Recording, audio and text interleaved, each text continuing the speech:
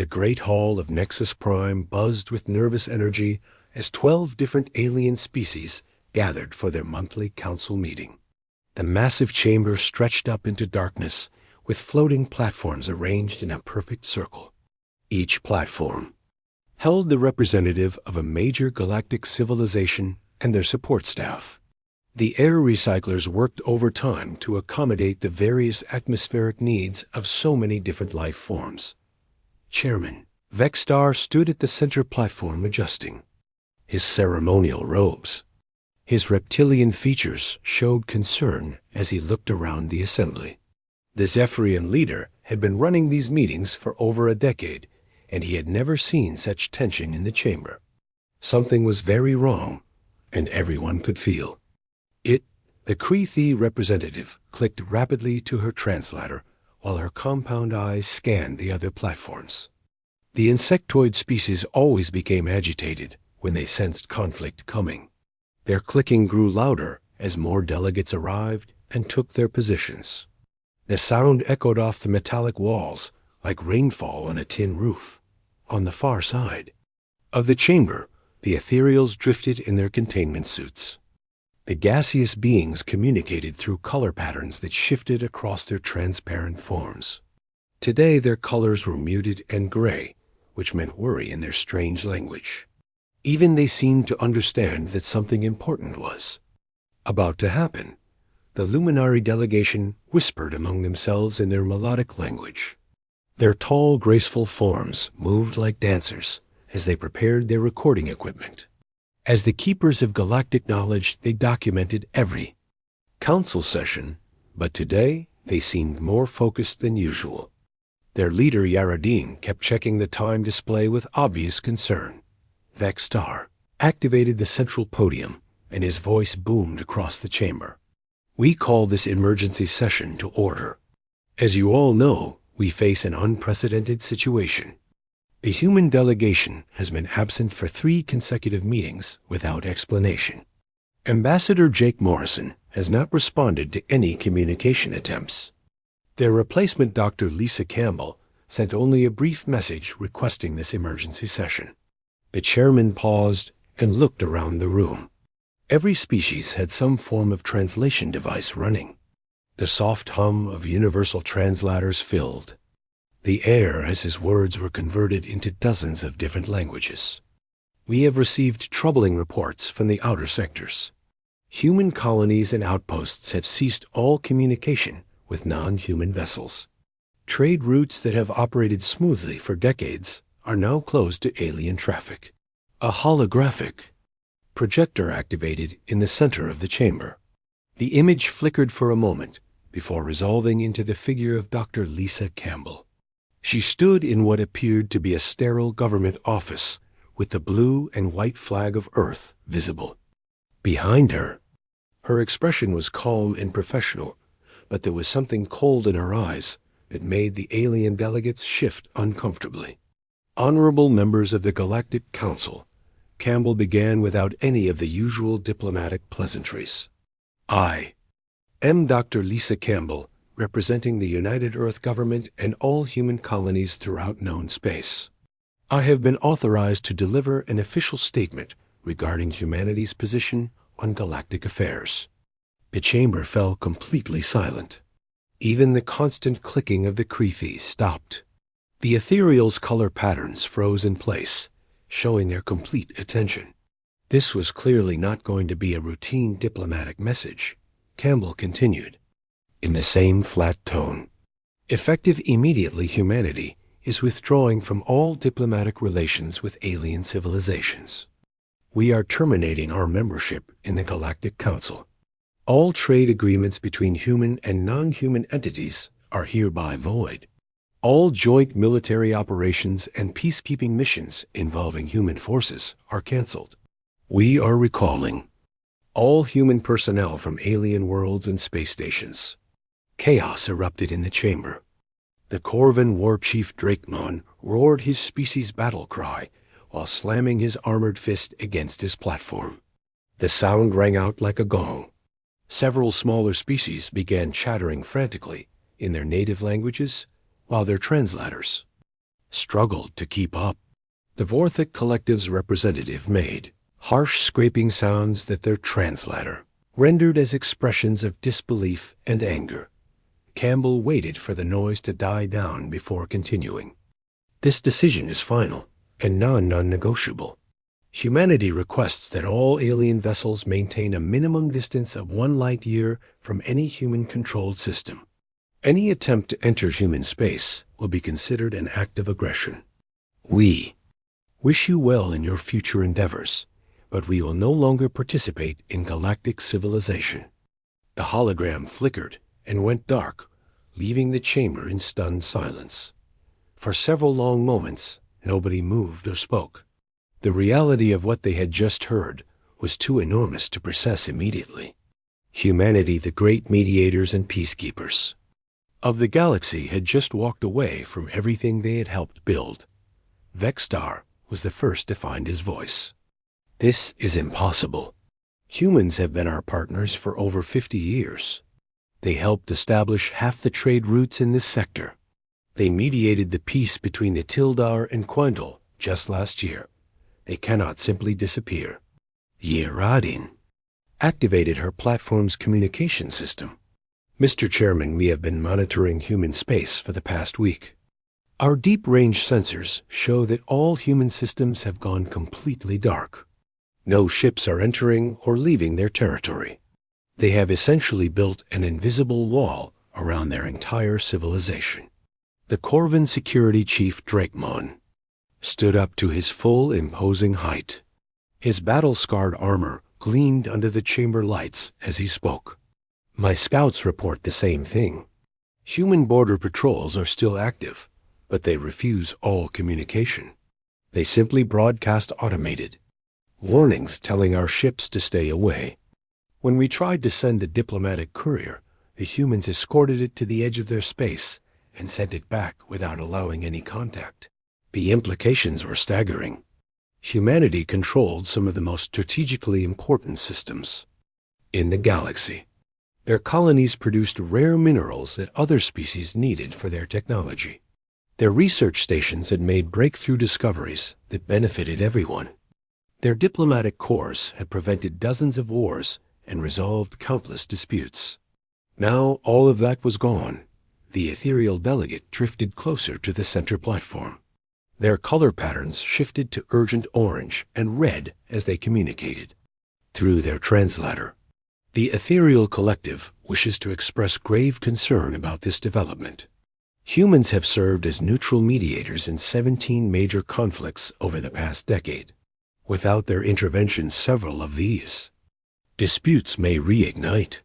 The stability of multiple sectors is now at risk. More voices joined the discussion as the full scope of the crisis became clear. The insectoid Krethi pointed out that human-operated space stations served as neutral meeting points for species that refused to set foot on each other's worlds. The scholarly Meridians noted that joint research projects involving human scientists would have to be abandoned. The trading guild representatives calculated massive economic losses as supply chains that depended on human systems would be disrupted. Called for order, but the delegates continued their panicked discussions. After several minutes, he activated the chamber's emergency alert system. The loud tone finally brought silence back to the room. We cannot solve this crisis through panic, the chairman said firmly. We need to understand what drove humanity to take such drastic action. I am authorizing a small diplomatic mission to approach the edge of human space. Perhaps we can establish communication and learn what has happened. We must also begin preparing for the possibility that this situation is permanent. If humanity has truly withdrawn from galactic civilization, we need to adapt quickly or risk chaos throughout our territories. The meeting continued for several more hours as various species discussed contingency plans and emergency protocols. But everyone in the chamber knew that nothing would be the same. The galaxy's most reliable allies had vanished overnight, leaving everyone else to face an uncertain future alone. Commander Alex Turner stood at the observation deck of New Geneva Station, looking out at the sprawling city below. The massive orbital platform housed the central command for Earth's defense force, and from here he could see the blue marble of humanity's homeworld rotating slowly beneath them. Ships moved in orderly patterns between the planet and the station, carrying supplies and personnel, but none of them were heading toward alien space. Turner had been in charge of monitoring the isolation protocol for 3 months now, and the reports were always the same. Every human colony and outpost was following orders perfectly. No unauthorized communication with alien vessels. No trade or diplomatic contact. The boundary around human space was holding firm, and no alien ship had successfully penetrated their territory. His communication console chimed softly, and Turner activated the display. Captain Ben Rodriguez appeared on screen from his patrol ship near the Proxima Centauri system. The Border Patrol officer looked tired but alert as he delivered his daily report. "Commander, the alien probe ship is still holding position at the edge of our space," Rodriguez said. "They've been broadcasting diplomatic requests for the past 6 hours, but we're maintaining standard protocol. Automated warnings only. No direct contact." Turner nodded approvingly. "Any sign of additional alien vessels in the area?" "Negative, sir. Just the one luminary science ship. They seem to be scanning our defensive positions, but they're staying well outside the exclusion zone. My guess is they're trying to figure out how we've managed to seal off such a large area of space so effectively." The answer to that question was classified, but Turner knew it well. Humanity had spent decades developing stealth technology and sensor jamming systems while participating in joint research projects with alien species. The aliens had shared their knowledge, freely thinking that humans were their junior partners. They never suspected that humanity was using that knowledge to develop countermeasures against alien technology. Turner switched to another communication channel and contacted Dr. Lisa Campbell at the diplomatic headquarters in Geneva. Campbell appeared on screen, sitting at her desk with stacks of reports spread out before her. As the head of the isolation protocol, she coordinated all aspects of humanity's withdrawal from galactic affairs. "Doctor, I need an update on the alien diplomatic mission," Turner said. "Are they showing any signs of trying to force their way into our space?"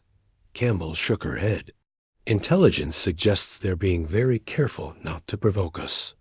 The Galactic Council seems genuinely confused about our motives. They keep sending messages asking for negotiations, but they're not taking any aggressive action. I think they're still hoping this is some kind of temporary diplomatic crisis that can be resolved through normal channels." Turner almost smiled at that. If only the aliens knew the truth about why humanity had cut all contact. The decision had not been made in anger or haste. It was the result of months of careful investigation and analysis. What humanity had discovered about their alien allies had been deeply disturbing. 6 months earlier, Ambassador Jake Morrison had been conducting routine diplomatic business when he stumbled across something unexpected. While reviewing trade agreements with the Vorthok Collective, he had noticed strange patterns in the data. Certain human colonies were being subjected to artificial shortages and supply disruptions. At first, Morrison thought it was just bureaucratic incompetence, but the patterns were too regular to be accidental. Morrison had quietly begun investigating other aspects of human-alien relations. What he found was a systematic program of manipulation and experimentation. The Vorthok Collective had been deliberately creating stress situations in human colonies to study how humans responded to crisis. They wanted to understand what made humans such effective problem solvers and mediators. The discovery had been shocking, but it was just the beginning. Morrison had shared his findings with Dr. Campbell, and together they had launched a much broader investigation. What they uncovered was far worse than simple economic manipulation. Multiple alien species had been treating humanity as an ongoing experiment for decades. The Meridian Republic had been secretly prolonging conflicts between their own colonies just so they could observe how human diplomats would resolve the disputes. The scholarly aliens wanted to study human negotiation techniques and psychological approaches to conflict resolution. They had been creating problems specifically so humans would solve them. The Crethi had been manipulating trade routes to force human merchants into difficult situations. They wanted to analyze human decision-making under pressure and study how humans balanced profit with ethical concerns. Dozens of trade disputes that humans thought were natural market forces had actually been artificially created by insectoid planners. Even worse was what they found about the owned Galactic Council itself. The governing body that claimed to treat all species as equals had been using humanity's natural diplomatic abilities as a tool. Every major crisis that humans had mediated over the past 20 years had been either artificially created or deliberately prolonged to test human capabilities. The aliens saw humans as fascinating subjects rather than genuine partners. They valued humanity's problem-solving skills, but they had no respect for humans as independent beings. In their minds, humans were useful pets who could be manipulated into solving problems that other species were perfectly capable of handling themselves. Turner remembered the day when Campbell had briefed the Earth government leadership on their findings. President Maria Santos had listened to the evidence with growing anger, but when she spoke, her voice was calm and controlled. "We are not anyone's laboratory rats," she had said quietly. "If they want to see how humans respond to isolation, they're about to get a very thorough demonstration." The decision to withdraw from galactic civilization had been unanimous among Earth's leadership. Defense Secretary John Miller had argued for immediate implementation, while Dr. Karen White had insisted on careful planning to ensure human colonies could survive without alien trade. Colonel Steve Hayes had been tasked with developing the security protocols to keep alien ships out of human space. Turner's thoughts were interrupted by an urgent communication from Admiral Rachel Stone aboard the flagship of the human fleet. Stone appeared on screen with her bridge crew visible behind her. The veteran officer had been patrolling the outer edges of human space since the isolation began. "Commander, we have a situation developing in the Kepler sector," Stone reported. "Long-range sensors are detecting military buildup between the Tildar hegemony and the Quintal Federation. It looks like the peace agreement they signed last year is starting to break down. Without human mediators available, they're reverting to their old territorial disputes." Turner felt a mixture of satisfaction and concern. This was exactly what humanity's leadership had predicted would happen. The aliens had become dependent on human intervention to resolve their conflicts. Without humans available to mediate their disputes, they would have to either learn to solve problems themselves or face the consequences of their failures. "Are they requesting human assistance?" Turner asked. "Negative," Stone replied.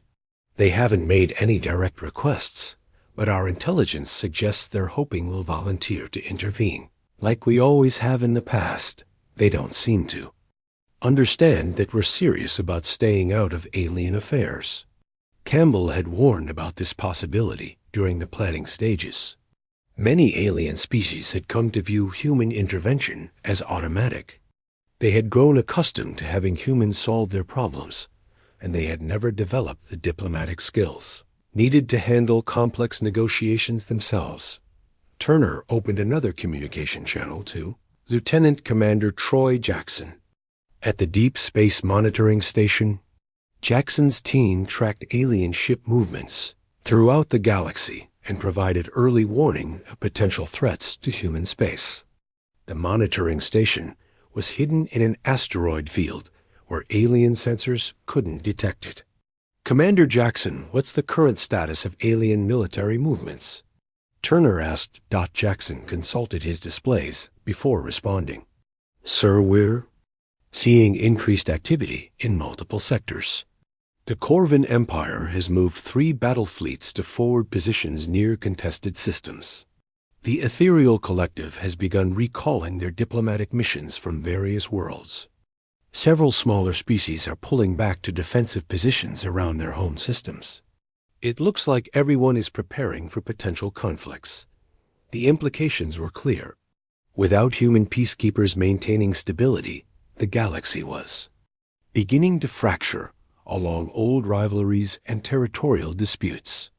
Species that had cooperated for decades under human mediation were remembering why they had been enemies in the first place. Turner knew that some people in the human government were beginning to have doubts about the isolation policy. They worried about the suffering that might result from galactic conflicts that humans could prevent. But Turner agreed with President Santos that humanity needed to make a point. The aliens had to learn that humans were not their personal problem-solving service. D.R. Campbell had put it best during one of their planning meetings. They treated us like tools, she had said. Now they need to learn what happens when they break their tools through misuse. The war room aboard the Tildar flagship buzzed with activity as military officers planned their next assault on Quintal positions. Admiral Caxron studied the tactical display showing ship movements throughout the Kepler system, while his subordinates reported the latest intelligence. 3 months of escalating tensions had finally erupted into open warfare, and both sides were committed to total victory. The conflict had started over mining rights to a small asteroid field, but it had quickly grown into something much larger. Old grievances and territorial disputes that had been buried for decades were now surfacing as both species remembered why they had hated each other before human mediators had forced them to make peace. Without humans available to impose compromise solutions, the Tildar and Quintal were free to settle their differences the old-fashioned way. Chairman Vextar stood in the Galactic Council chambers looking at the half-empty assembly hall. 4 species had withdrawn their representatives to focus on their own security concerns. The Corvin Empire had recalled their delegate after seizing 2 neutral systems that humans had previously protected. The smaller species were too frightened to participate in council sessions. While major powers were mobilizing their fleets, the reptilian chairman activated his communication system and tried once again to contact the human government.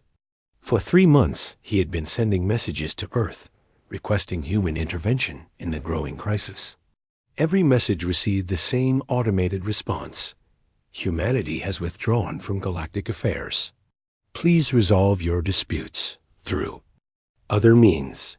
Yaradin of the Luminare approached the chairman's platform with a data tablet in her graceful hands. The tall alien's normally calm demeanor showed obvious stress as she reported the latest developments. Mr. Chairman, the situation is deteriorating rapidly. The Tildar have launched a major offensive against Quintal mining platforms. Both sides are calling up reserve fleets and mobilizing their colonial militias. Our projections suggest this could become the largest galactic conflict in 50 years. Vextar felt a familiar frustration building in his chest. In the past, this crisis would have been resolved within days. Human diplomats would have shuttled between both sides, carrying proposals and counterproposals until a compromise was reached. Human peacekeepers would have established neutral zones where negotiations could take place safely. Human mediators would have identified the core issues beneath the surface tensions and found solutions that both sides could accept. Now the Council was trying to fill that role themselves and failing miserably. Vextar's attempts at mediation were seen as taking sides because his own species had territorial disputes with the Tildar. The ethereal collective's offers of wisdom were ignored because their gaseous nature made other species question their understanding of solid matter conflicts. The Kree logical approach was rejected because both warring parties suspected the insectoids of having hidden agendas. Earth President Maria Santos sat in the Situation Room with her senior advisors, watching the galactic chaos unfold through long-range sensors. Defense Secretary John Miller pointed to the tactical display showing fleet movements throughout multiple star systems. The veteran military officer had been tracking the developing conflicts with professional interest. The Corvan Empire has moved into the Regil sector, Miller reported. They're taking advantage of the confusion to expand their territory.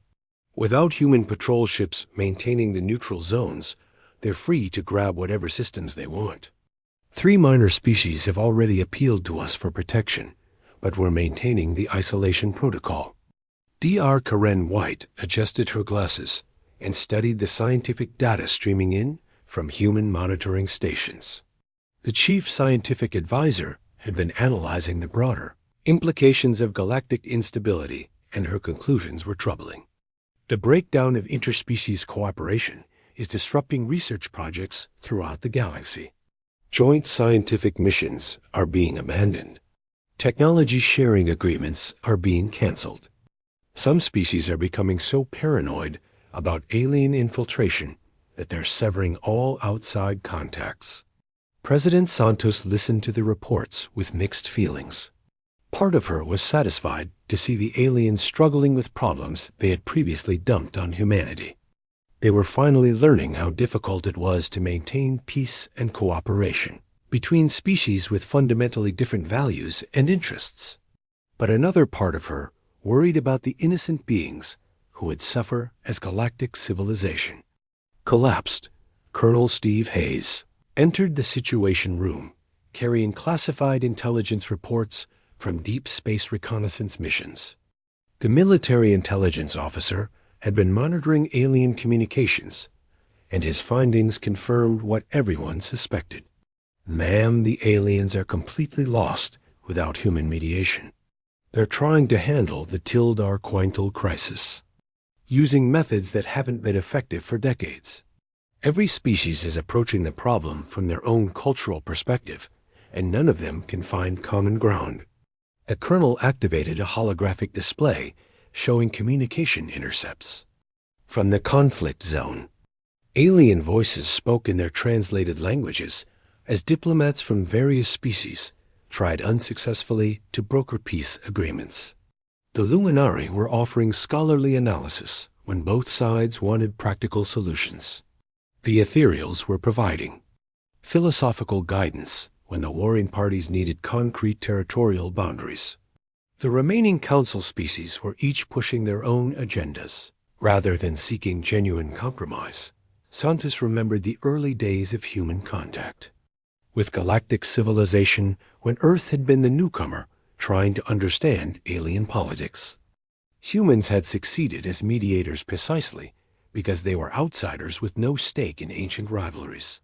They could approach conflicts objectively and focus on practical solutions, rather than cultural prejudices or historical grievances. Now, that advantage was gone, and the aliens were rediscovering how difficult interspecies diplomacy could be. Without neutral human mediators, every attempt at negotiation was colored by suspicion and mistrust. Species that had cooperated for years under human guidance were remembering old fears and resentments. Admiral Rachel Stone reported in from her position at the edge of human space, where her fleet maintained the isolation perimeter. The veteran commander had been watching alien ship movements with growing concern as more species abandoned diplomatic solutions in favor of military preparations. Ma'am, we're seeing a complete breakdown of the security arrangements that humans helped establish. Pirates and raiders are operating freely in areas that used to be patrolled by joint task forces. Several trading routes have been abandoned because merchant ships don't feel safe without human escorts. The economic implications were staggering. For decades, humans had provided neutral territory where suspicious species could conduct trade safely. Human space stations had served as meeting points where enemies could negotiate without fear of ambush. Human banks had guaranteed interspecies transactions when other institutions couldn't be trusted across cultural boundaries. All of that infrastructure was gone now. Trade relationships that had taken years to establish were crumbling as species withdrew into defensive isolation. Economic cooperation that had benefited everyone was being replaced by autarky and protectionism as each civilization tried to become self-sufficient. Dr. Campbell joined the meeting via secure communication link from her office in Geneva. As head of the isolation protocol, she had been coordinating humanity's response to alien attempts at contact. Her expression was cold and professional as she delivered her status report. "We've received formal diplomatic requests from 8 different species asking for human intervention in various conflicts," Campbell said. "The Galactic Council has offered significant concessions, including permanent seats for human representatives and veto power over council decisions. They're becoming desperate enough to offer us genuine equality rather than the junior partnership status they gave us before." Santos considered the offer, but ultimately dismissed it. The aliens were only offering equality now because they needed human help. Once the immediate crisis passed, they would likely revert to their old patterns of manipulation and exploitation. Humanity had learned that trust broken was not easily repaired. Lieutenant Commander Troy Jackson's monitoring station detected new developments in the spreading chaos.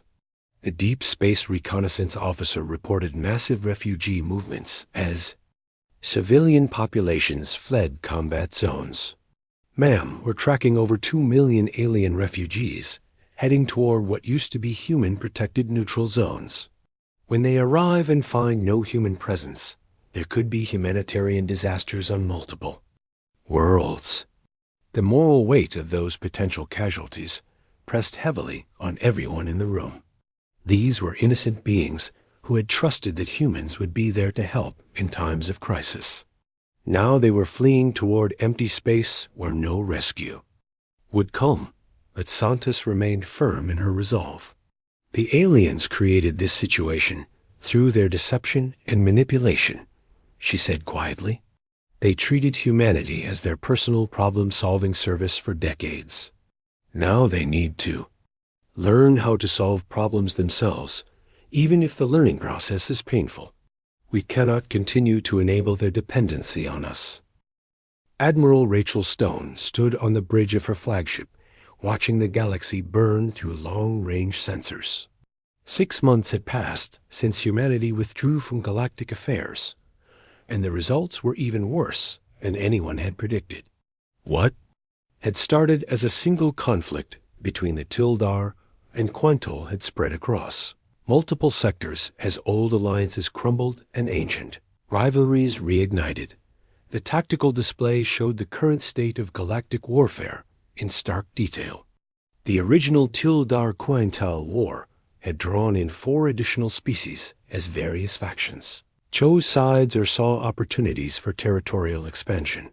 The Corvan Empire had used the chaos to annex 6 neutral systems, including 2 that had been under human protection. Pirate fleets operated freely in regions that human peacekeepers had once patrolled. Stone felt the weight of command as she watched civilizations tear each other apart. Her orders were clear, and she would follow them, but it was the hardest thing she had ever done. The human fleet under her command was more than capable of stopping the conflicts, but President Santos had been absolutely firm about maintaining isolation. Humanity would defend its own territory, but would not intervene in alien disputes under any circumstances. "Admiral, we're receiving another distress call from the Meridian Research Station in the Vega system," reported Commander Lisa Park from ZL, the communications station. "They're requesting immediate evacuation assistance. Corvan raiders are less than 6 hours out, and the station has no military protection." Stone closed her eyes for a moment before responding. The Meridian Research Station housed over 10,000 alien scientists and their families. In the past, human patrol ships would have responded to such a call within minutes. Now those innocent beings would have to fend for themselves. Maintain communication silence. We do not respond to alien distress calls. The bridge crew carried out the order, but Stone could see the strain on their faces. These were military officers who had dedicated their lives to protecting others. Being forced to ignore calls for help went against every instinct they had developed during their careers. But Stone understood the larger picture in ways that her junior officers might not.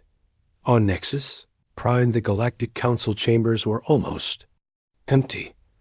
Only 6 species maintained representatives at Council headquarters, and even they were preparing to withdraw as the situation deteriorated further.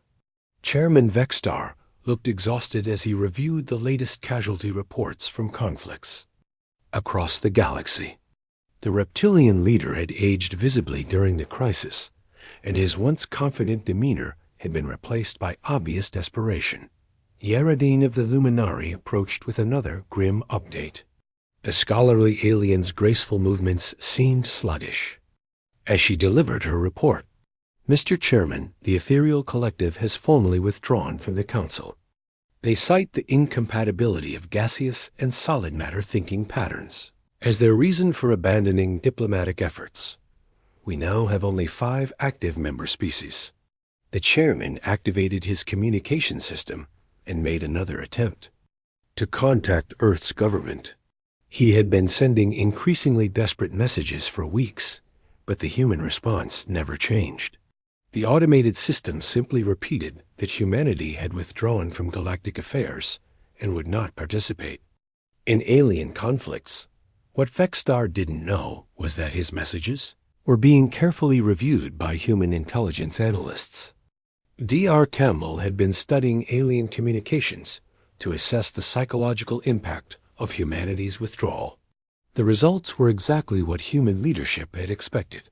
Without their human safety net, the aliens were discovering how difficult galactic governance actually was. President Santos convened her cabinet in the secure situation room beneath the Capitol building. The chamber was filled with holographic displays showing the deteriorating situation across the galaxy. Military advisors provided updates on fleet movements, while scientific personnel reported on the breakdown of interspecies research cooperation. The economic collapse is accelerating, reported Treasury Secretary Mark Johnson. 3 major trade routes have been completely abandoned due to piracy and territorial disputes. The galactic credit system is breaking down because nobody trusts alien financial institutions without human guarantees. Several species have reverted to primitive barter systems for essential goods. Dr. Karen White adjusted the scientific displays to show research facilities throughout the galaxy. We're seeing a complete reversal of decades of scientific progress. Joint research projects are being abandoned as species become too paranoid to share information. The Great Observatory in the Andromeda Approach Vector has been shut down because the consortium members can't agree on security arrangements. Defense. Secretary John Miller pointed to military intelligence reports showing the scope of the conflicts. The situation is beyond what anyone anticipated. We're not just looking at isolated wars, but a complete breakdown of galactic civilization. Some species are reverting to isolationist policies that predate first contact.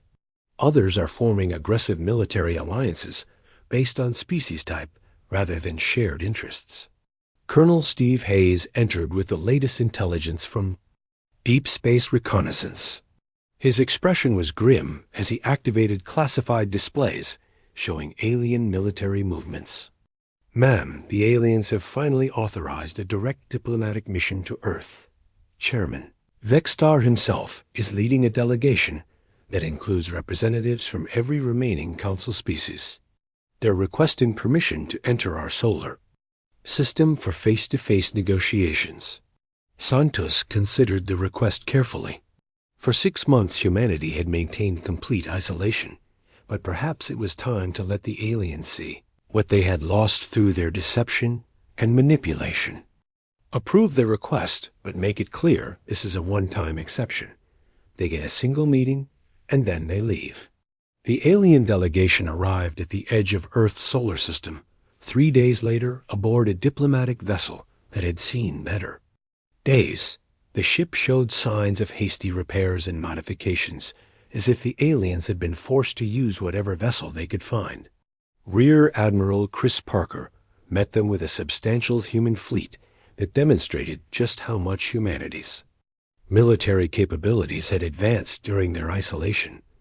Parker granted the aliens permission to approach Earth, but under strict conditions. Their ship would be escorted by human vessels at all times, and any deviation from the approved flight path would result in immediate expulsion from human space. The aliens agreed to all conditions without protest, which showed how desperate they had become. The meeting took place in the same Geneva conference room where D.R. Campbell had announced humanity's withdrawal 6 months earlier. President Santos sat at the head of a polished table with her full cabinet arrayed behind her. The human delegation looked confident and well-rested in stark contrast to the alien representatives who appeared exhausted and stressed. Chairman Vextar led the alien delegation with Yaradin and representatives from the 5 remaining council species. The reptilian leader's once impressive bearing had been reduced to obvious pleading as he addressed the human president. President Santos, we come before you in a time of unprecedented crisis. The galaxy is falling apart without human guidance and mediation. We humbly request that humanity resume its role in galactic affairs. Santos listened to the formal plea with an expression of polite interest, but her response was devastating in its clinical precision. She activated a holographic display that showed detailed evidence of alien manipulation and experimentation on human colonies. Communications intercepts proved that multiple species had been treating humanity as test subjects rather than genuine partners. For decades you used us as your personal problem-solving service, Santos said quietly. You created conflicts specifically so you could study how humans would resolve them. You manipulated our colonies to observe our responses to stress and crisis. You treated us as fascinating laboratory specimens rather than equals. Every crisis we mediated and every peace we negotiated was part of your ongoing experiment. The alien delegates tried to offer explanations and justifications, but Santos cut them off with a gesture. We are not angry about your deception. Anger implies that we still care about your opinions and approval. We have moved beyond the need for galactic civilization. During our months of isolation, human colonies have become more prosperous than ever. Our technology has advanced rapidly without the obligation to share discoveries with species who are secretly using that knowledge against us. Dr. Campbell activated additional displays showing the expansion of human settlements and the development of new technologies.